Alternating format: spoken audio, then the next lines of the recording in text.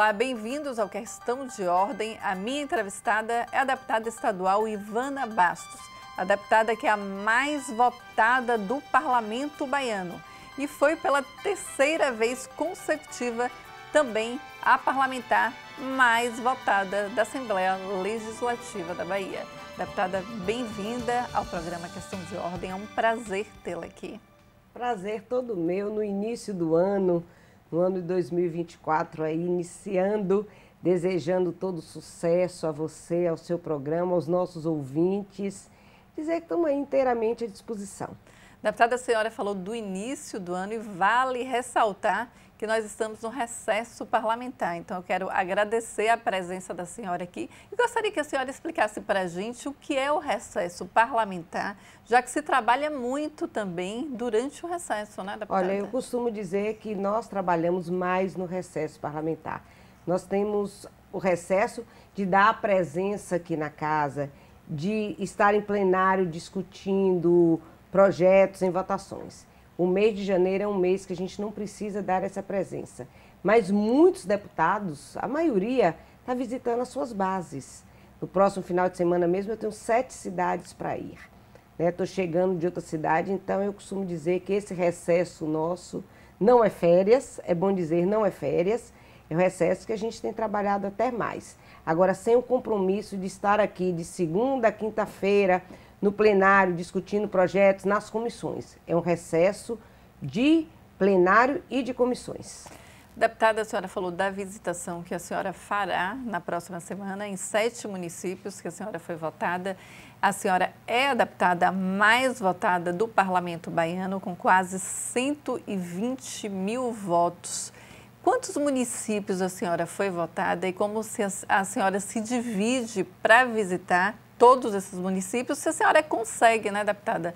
Afinal, a senhora é legisladora, é mãe, é esposa, é avó. Como é que a senhora se divide, deputada? Se dobrando. A gente costuma dizer que se fosse um homem, eu acho que não dava conta, né? Não dava conta porque é casa, é supermercado, é o dia a dia, é filhos, são netos.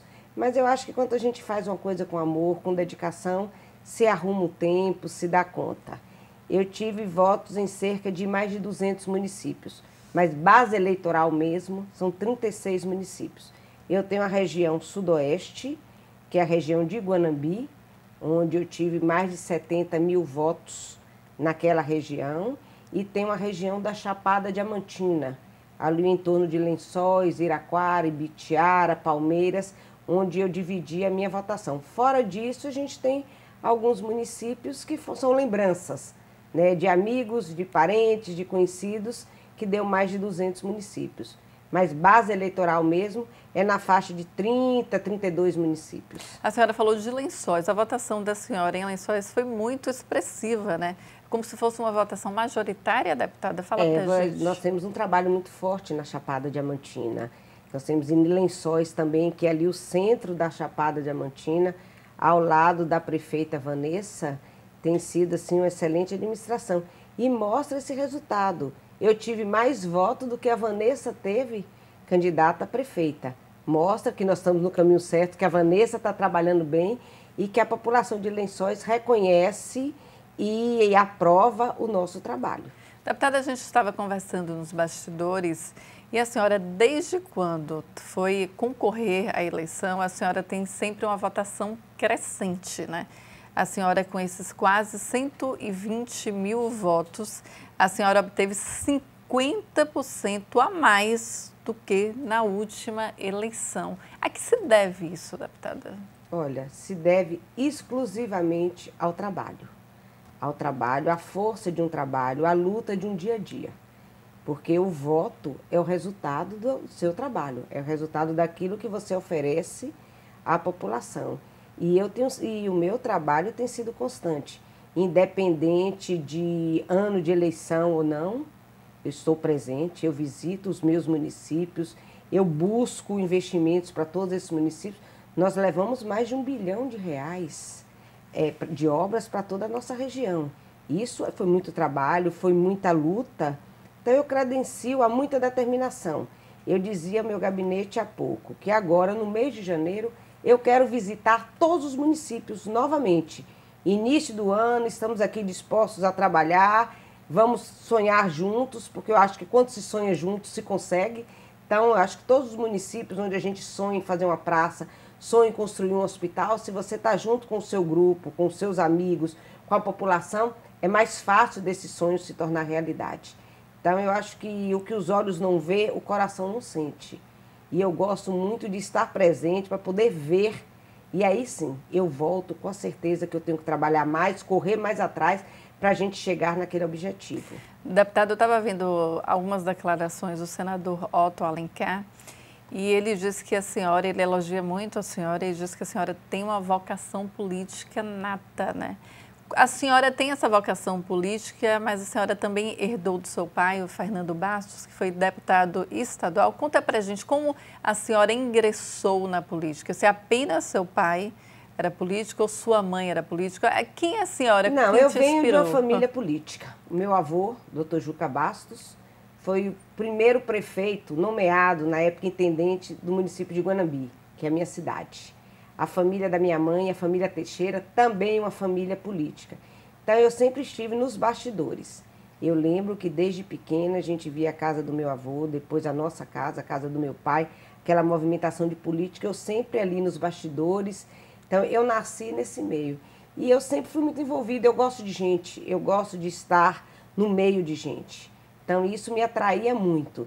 A minha primeira eleição foi numa discussão numa convenção que teve uma discussão de um grupo político, acabou o nosso grupo político rachando, eu saí candidata a prefeita de Guanambi. Foi a minha primeira eleição.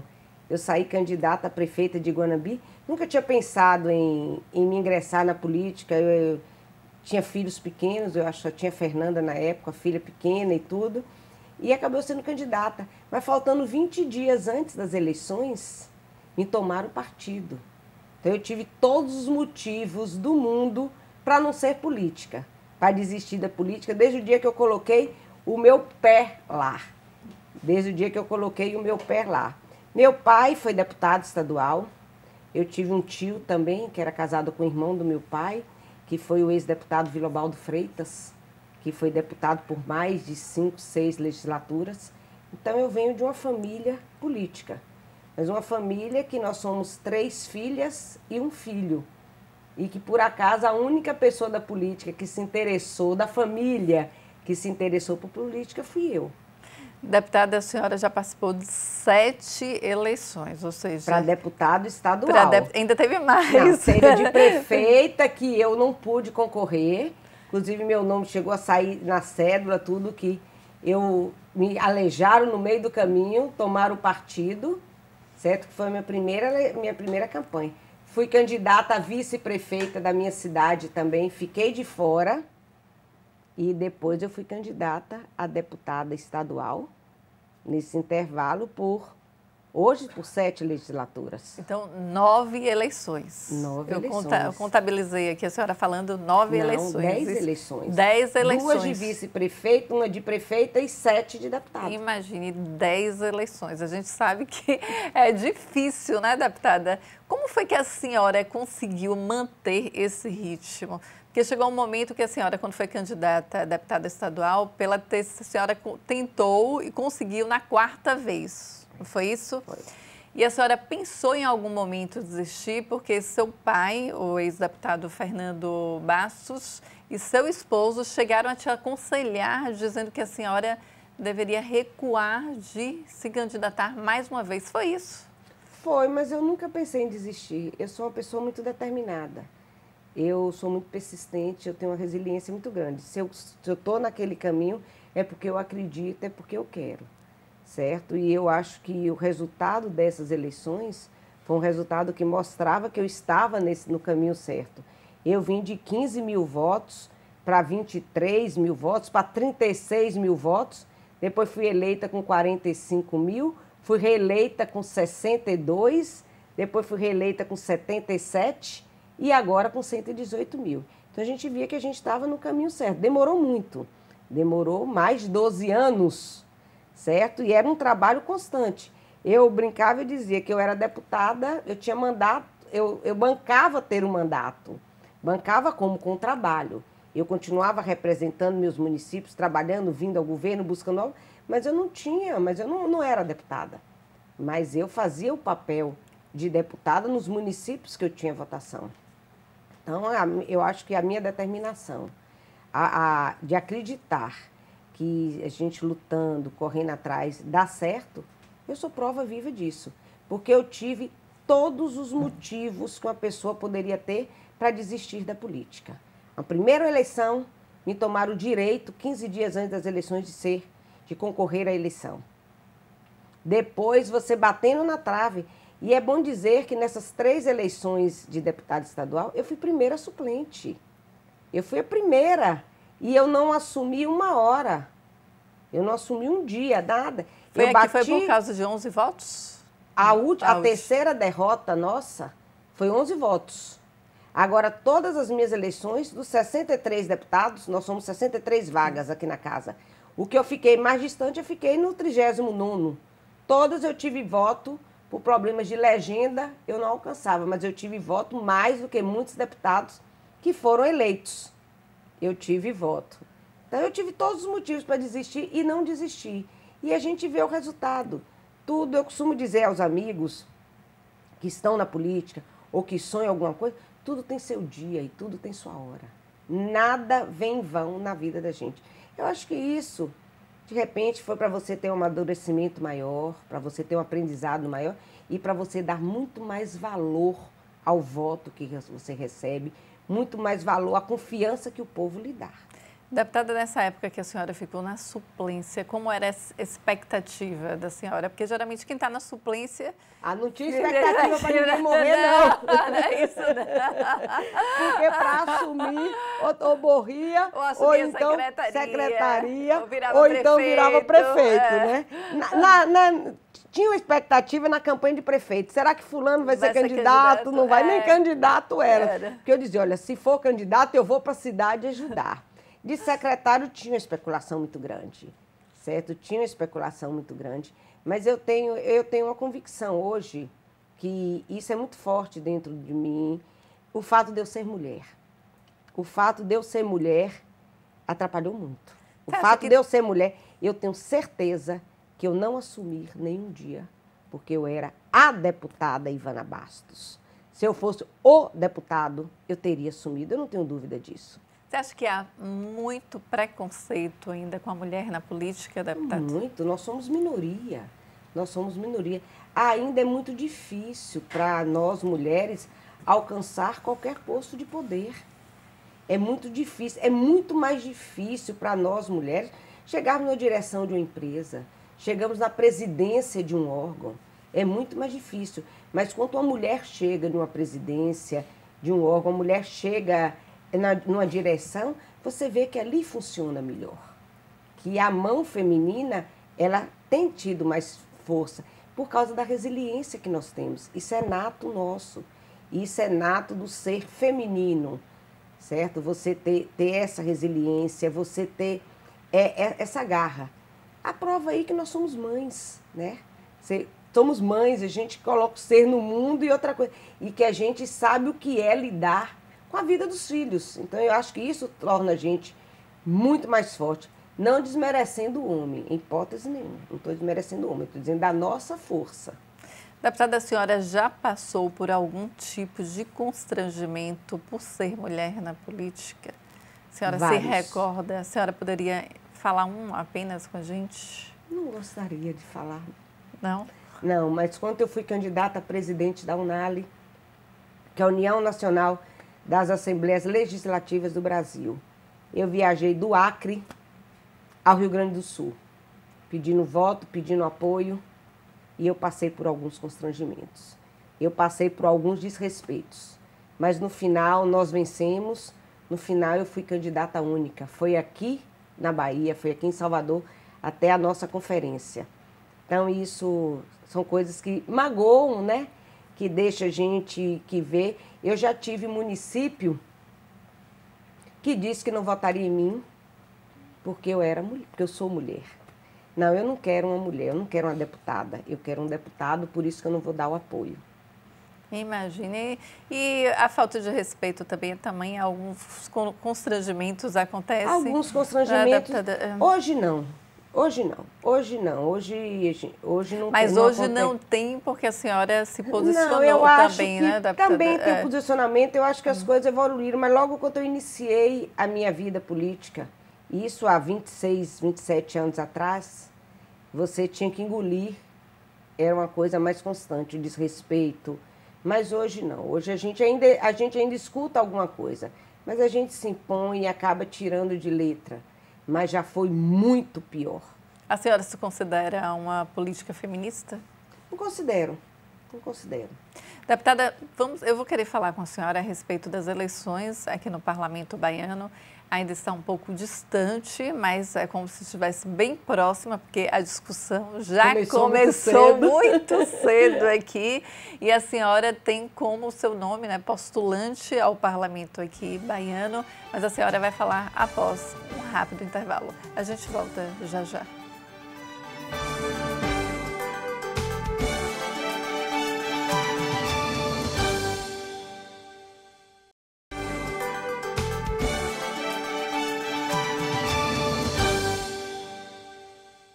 Voltamos com a deputada estadual Ivana Bastos, a deputada mais votada do Parlamento Baiano. Deputada, no bloco anterior nós conversávamos a respeito das eleições aqui no Parlamento Baiano, da presidência para a presidência aqui da casa. Há uma disputa muito grande já nos bastidores em relação a essa eleição que vai acontecer em 2024. E o nome 2025, desculpa. E o nome da senhora já estava postos. E eu gostaria de saber se o nome da senhora ainda continua, se a senhora ainda será candidata à presidência daqui da casa, se teve depois desse rebuliço aí da PEC da reeleição, se a senhora recuou, se a senhora se mantém candidata ou não. Olha, meu nome continua à disposição. Meu nome continua à disposição do parlamento, à disposição dos colegas deputados, porque eu não posso ser candidata de mim mesma. Mas meu nome está à disposição. E na Bahia a gente nunca teve uma deputada, nunca houve uma mulher na presidência da Assembleia. Eu já estou no meu quarto mandato. No meu quarto mandato. Então, já fui presidente de um órgão um colegiado de todos os deputados do Brasil, por 3 vezes. Então, eu me acho preparada, sim, para assumir aqui a presidência da Assembleia Legislativa da Bahia. Quanto à PEC, no Brasil, nós somos 27 estados com o Distrito Federal. 24 estados pode ter reeleição, só 3 que não. E aqui que mudou. Aqui teve uma PEC que foi para não ter a reeleição. Mas a reeleição hoje, ela não é permitida pelo Supremo Tribunal Federal e nenhuma Assembleia Legislativa do Brasil. Então, hoje, a reeleição não é permitida. A lei não permite a reeleição hoje. Então, meu nome está aí colocado à disposição. Espero poder contar com os deputados dessa casa, espero poder fazer um trabalho bom no parlamento. Eu acho que está na hora da gente dar oportunidade a uma mulher. Nós temos agora a presidente do Tribunal de Justiça, que é mulher. Nós já tivemos a ITRE mulher. Nós já tivemos, agora na OAB, nós temos a Daniela, uma mulher na presidência. Por que não no Legislativo?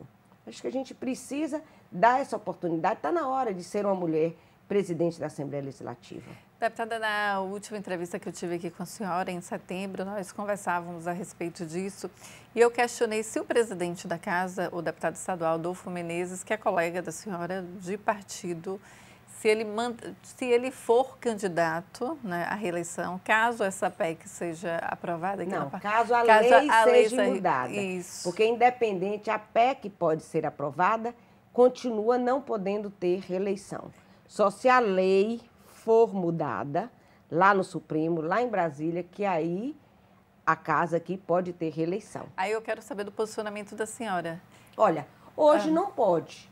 Hoje a lei não permite. O Adolfo tem sido um excelente presidente. É meu colega de partido, é do PSD, meu colega de partido. Adolfo tem um trânsito aqui com 63 deputados, 62, com ele 63. Então, nada impediria eu de continuar o apoiando. Não teria nenhum problema Eu acho que se a lei mudar, que eu acho muito difícil, a gente tem visto aí as declarações a nível de Brasília, certo? Que da não mudança dessa lei, meu nome está aí à disposição. Agora, se mudar e se o Adolfo se colocar o nome dele à disposição, não terei motivo nenhum, não terei constrangimento nenhum em apoiá-lo. Como aqui, nós somos 62 deputados, são todos aptos a serem candidatos nessa casa. Nós temos aqui deputados excelentes que podem ser presidentes da casa, mas vamos dar oportunidade a uma mulher. Está na hora da gente dar oportunidade também à mulher de ser presidente da Assembleia Legislativa. É um gesto, eu estou no meu 4º mandato, tive uma votação fruto de muito trabalho, fruto de muita luta, então meu nome está aí firme aí nesse páreo. Vamos torcer aí para que os nossos 62 deputados possam aí, a maioria, nos dar esse apoio. Deputada, a senhora já está aqui no seu 4º mandato consecutivo. Eu gostaria que a senhora fizesse um apanhado do que a senhora tem visto que tem melhorado aqui no parlamento. Eu sempre questiono todos os legisladores, tanto os novos quanto os antigos, porque muitos dizem que se vota mais projeto do executivo do que do próprio legislativo. A senhora concorda com isso? Concordo. Aqui se vota muito pouco projeto do Legislativo. Inclusive, nós temos um compromisso do presidente Adolfo Menezes de que agora, neste ano, de votar projetos de deputados, certo? Não deixar tudo para o final do ano, então quando vai entrar o recesso. Aqui nós temos projetos excelentes. Eu relatei cerca de 28, eu faço parte sou membro da CCJ, da Comissão de Constituição e Justiça, e nós tem passado pela CCJ excelentes projetos que a gente não consegue chegar ao plenário. Então, tem o compromisso do presidente de colocar em plenário projetos de deputados e a gente precisa, sim, votar projetos de deputados e exigir que esses projetos que viram leis sejam cumpridos. Porque a gente tem essa dificuldade também de votar projeto, de aprovar projeto e a gente não ter a fiscalização se esse projeto está sendo cumprido ou não. E aqui nós temos excelentes deputados com excelentes projetos que a gente pode ajudar muito mais o Estado, ajudar muito mais a sociedade com a casa votando projetos de deputados também. Deputada, em relação aqui ao Parlamento Baiano, eu vejo que a senhora utiliza bem o plenário da casa, participa também das comissões. Eu sempre questiono os legisladores que, na minha concepção, a comissão é como se fosse o coração do Parlamento Baiano. A senhora concorda com isso? Concordo. São nas comissões que a gente discute os projetos. Nas comissões que a gente discute os projetos e discute as necessidades, o que você melhora ali. Quando esses projetos chegam no plenário, já chega para você votar sim ou não. Se discute muito pouco, com o tempo das lideranças. Agora, nas comissões, não. Você tem diversas comissões, sai da CCJ, se é um projeto relacionado à saúde, ele vai para a Comissão de Saúde, você busca, traz pessoas. Este ano as comissões funcionaram muito bem. Este ano, o ano passado. O ano passado. Né, funcionaram muito bem. Nós tivemos diversas audiências públicas aqui, nós tivemos diversos convidados em todos os setores, na de infraestrutura, na de saúde, na Comissão da Mulher, que veio debater, que veio falar, porque tem muita coisa que a gente ouve falar. Quando você traz um especialista explicando o que é aquilo, aquela necessidade, que você precisa fazer uma lei, que você precisa para melhorar aquilo, você passa a ter conhecimento, certo? Você passa a ter conhecimento. Teve uma coisa interessante que aconteceu comigo na Comissão do Direito das Mulheres e da Saúde. Lá se discutiu sobre a endometriose. E ali a gente viu que problema é para a mulher. E às vezes, quando você chega no ciclo menstrual, que a pessoa não vai trabalhar isso aqui, às vezes você fala, todo mês tem atestado, é preguiça. Isso não é uma doença.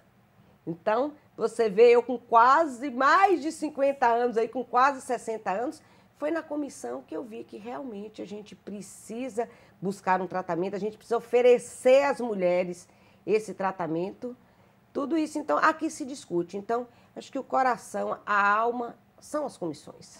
Deputada, a senhora falou aí da Comissão das Mulheres, eu acompanho, sempre participo lá das comissões das mulheres, até para ver os debates, né?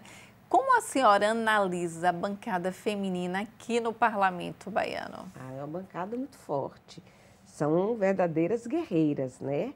Cada qual no seu setor, mas brigando por tudo. Eu acho que a bancada feminina da Assembleia Legislativa dessa legislatura é a bancada mais forte. Nós temos deputadas aí exemplares, todas sem exceção, certa? Uma mais aguerrida, a outra mais calma, a outra mais atirada, mas cada qual com sua peculiaridade, mas todas assim muito comprometidas e muito unidas. Independente de partido, acho que as 9 deputadas a gente tem uma sintonia entre a gente, não tem isso de disputa. Uma vibra com o sucesso da outra, uma contra a outra chega no plenário que você vê que está meio abatido o que foi. A gente, vamos tirar foto todas juntas. Acho que agora aqui na casa que a gente conseguiu aí através do presidente e da força e da luta da deputada Fabíola Mansur, que nós conseguimos aí a Procuradoria da Mulher também aqui na Assembleia Legislativa, foi um passo assim importantíssimo. Isso nos fortalece cada vez mais. Deputada, eu queria que a senhora falasse a respeito dos projetos da senhora que já foram apresentados aqui no Parlamento baiano, diversos projetos, e 5 já viraram lei.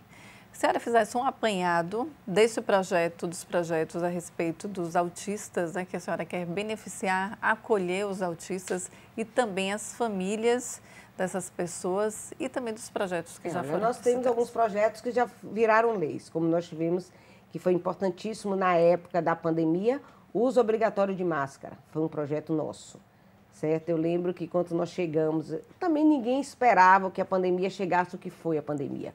Quando nós chegamos aqui, foi o 2º estado do Brasil a aprovar essa lei. Era uma coisa muito recente. Foi um projeto nosso de coautoria do deputado Fabrício Falcão. Nós aprovamos também, que eu acho que esse é um dos mais importantes, que é a lei dos condomínios, onde a mulher, situação de violência ou idoso no condomínio, o síndico ou administrador é obrigado a denunciar. Então, porque tem dados que são assim alarmantes. Você vê que 60% dos casos de violência contra idosos é dentro de casa, por cuidadores, netos ou filhos. Você vê que mais de quase 80% dos casos de violência contra a mulher é dentro de casa. É onde ela tinha que ter a tranquilidade, ter a paz. Então, aquele negócio de tal condomínio, o vizinho está escutando, o síndico está sabendo, é preciso denunciar. E com isso, no período da pandemia, aumentou muito esse caso de violência. E a gente tem um dado estatístico e que as denúncias também aumentaram muito. Então, eu acho que essa lei ela já foi positiva porque ela já deu resultado. Nós temos também a lei do concurso público, de pessoas julgadas e condenadas, certo? Por violências contra a mulher. Essa pessoa por crime de feminicídio, ele não pode concorrer a concurso público, a nenhum órgão público aqui no estado da Bahia. É uma lei nossa que nós conseguimos, através da UNALI, levar para 22 estados. 22 estados do Brasil, essa é uma lei que saiu daqui da Bahia. E nós estamos no mês de janeiro, que é o mês de janeiro branco, o mês da saúde mental. Saúde mental que tem que ser todos os meses, porque a gente vê que as pessoas, muitos estão adoecendo. Hoje mesmo, você liga uma TV, você vê casos de saúde mental, você sempre conhece alguém com um problema. Sempre você tem um parente, tem um amigo, tem um parente de um amigo que está com um problema mental, está com um problema de saúde mental que você precisa detectar em tempo. E aí a gente entra no autismo que a gente vê que a gente precisa ter inclusão social dessas crianças, né? Então, nós temos um projeto de lei aqui na casa, onde a gente busca que para detectar que tem um cadastro aqui na Bahia, que a gente possa ter esse cadastro das pessoas com autismo, para que a gente possa ter políticas públicas. Quanto mais cedo você vai detectar que aquela pessoa tem um transtorno emocional, aquela pessoa não está interagindo, mais cedo você pode colocá-la na sociedade, mais cedo você pode dar esse apoio. Então, nós temos isso e nesse projeto a gente tem também com o documento, caso a pessoa deseja, para colocar também na sua identidade que ele tem aquela síndrome, que ele tem aquela deficiência, para que a gente possa também tratá-lo e buscar políticas públicas para dar mais alento às famílias e a eles próprios. E nós temos também outro projeto de pessoas que têm autismo, que pessoas que têm essas deficiências e até pessoas a mais de 60 anos que estejam fazendo um concurso público, que ele tem um tempo maior para poder fazer a prova. Porque são pessoas inteligentíssimas, mas ele saiu da sua zona de conforto, saiu do seu ambiente para poder ir naquela escola, para poder ir naquele lugar fazer uma prova, aquilo já muda o seu comportamento. Então, para que essa pessoa tenha um tempo maior, porque a inclusão na sociedade, a inclusão, essa pessoa passando no concurso, que venha para um órgão, que venha trabalhar, muitas pessoas, porque não é uma doença, é um transtorno, certo? É um transtorno que ele detectado, ele é sociável. Certo? Então, eu acho que a gente precisa tratar esse tema como um tema com clareza, um tema com naturalidade, certo? Com naturalidade, porque a gente pode dar essa contribuição para ajudar a inserir na sociedade, para poder inserir, tá no meio nosso. Então, se você chega toda a família, antigamente, uma pessoa que tinha uma síndrome era completamente isolada. Tinha pessoas que eram trancadas em casa. Eu tenho coisas na minha cabeça, claramente, eu menina, 5, 6 anos, eu lembro de Guarabi que tinha na zona rural, tinha um filho de uma família lá que tinha um distúrbio mental, ficava trancado num quarto, não saía, ficavam trancados em casa. Não tinha acolhimento nenhum. Nada, então são pessoas, são seres humanos, é da família. Então, quando a gente começa a discutir, a gente pode detectar uma pessoa ali com 1, 2 anos, com meses, e ali você tem um tratamento psicológico grande, você tem uma rede que você pode dar assistência para que aquela pessoa insira ali no convívio e toque a vida normal.